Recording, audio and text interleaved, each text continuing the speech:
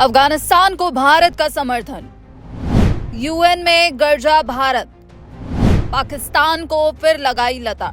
जहां एक तरफ मिडल ईस्ट युद्ध से पूरी दुनिया पर बड़ा संकट मंडरा रहा है, उसी बीच यूनाइटेड नेशंस में एक बार फिर भारत की दहाड़ गूंजी है। भारत ने एक बार फिर पाकिस्तान के दोगलेपन को पूरी दुनिया के सामने बेनकाब कर दिया। अफगानिस्तान पर हुए हालिया हवाई हमलों को लेकर भारत ने पाकिस्तान पर ऐसा वार किया है कि अब इस्लामाबाद की आवाज नहीं निकल रही।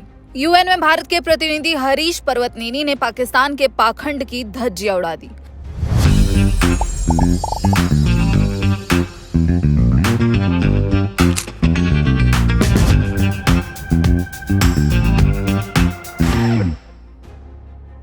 हाल ही में पाकिस्तान ने अफगानिस्तान पर एयर स्ट्राइक की थी। इस पर भारत ने साफ लफ्जों में कहा है, ये इंटरनेशनल कानून, यूएन चार्टर और किसी देश की संप्रभुता यानी सोवरेनिटी का खुला उल्लंघन है। भारत के प्रतिनिधि हरीश पर्वतनेनी ने यूएनएससी की मीटिंग में कड़ा रुख अपनाते हुए कहा, भारत अफगान इलाके पर इन हवाई हमलों की कड़ी निंदा करता है। रमजान के पवित्र महीने में हमला करना और फिर इस्लामिक एकता की दुहाई देना, ये सिर्फ और सिर्फ पाखंड है। इस हमले में जो नुकसान हुआ वो रूह कांपा देने वाला है। भारत ने यूएन असिस्टेंस मिशन के आंकड़ों का हवाला देते हुए बताया कि 6 मार्च 2026 तक करीब 185 बेगुनाह लोग मारे गए।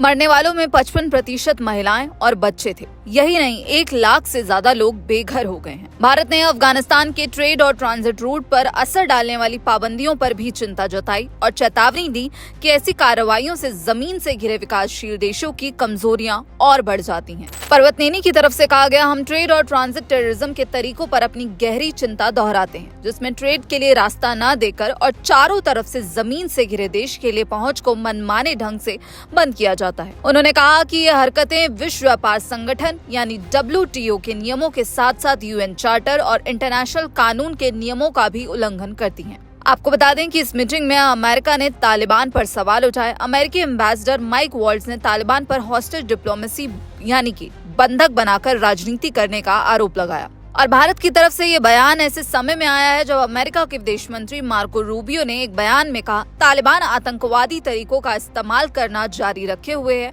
फिरौती के लिए लोगों को किडनैप कर रहा है या पॉलिसी में छूट मांग रहा है। इन घटिया तरीकों को खत्म करने की जरूरत है। मार्को रूबियो ने स्पष्ट रूप से कहा कि ये घिनौने हथकंडे बंद होने चाहिए।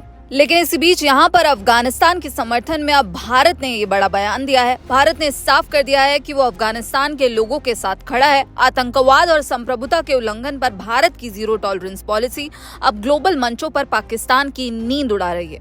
तो जिस तरह से भारत ने पाकिस्तान की फिर से क्लास लगाई है, भारत ने पाकिस्तान को फिर एक बड़ी लताड़ लगाई है, उस पर आपकी क्या राय है हमें कमेंट बॉक्स में जरूर बताइएगा। बाकी देश और विदेश की तमाम खबरों के लिए आप देखते रहिए दैनिक जागरण। नमस्कार।